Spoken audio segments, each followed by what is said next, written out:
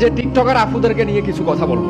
ওনারা অধিক লাইক এবং কি অধিক ফলোয়ারের আশায় তারা বেফদ্দা হয়ে টিকটক করতেছে। শুনেন, আমি তাদেরকে বলতেছি যে খাবার যদি ডেকে না রাখেন ওই খাবারে মাছি একটু বেশি পড়ে। তাই এটা ভাববেন না যে বেফদ্দা হয়ে আপনি টিকটক করতেছেন, অধিক লাইক আসতেছে, অধিক ফলোয়ার আসতেছে, লাভ নাই তো। এগুলো ময়লা আবর্জনা আসতেছে।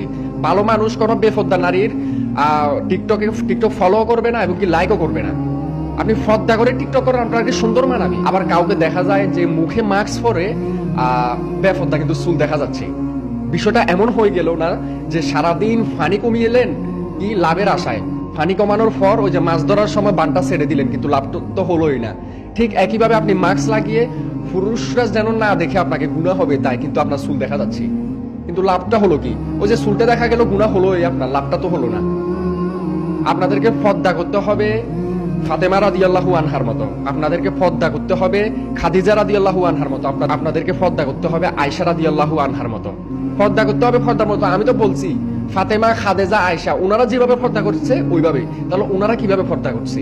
তো ওনারা পর্দা কিভাবে করছে ওইটা অনলাইনে গিয়ে সার্চ দেন, ওনাদের পর্দা কিরকম ছিল, কিভাবে ওনারা চলাফেরা করছে। আল্লাহ সবাইকে সঠিক বুঝার তৌফিক দান করুন, আমিন।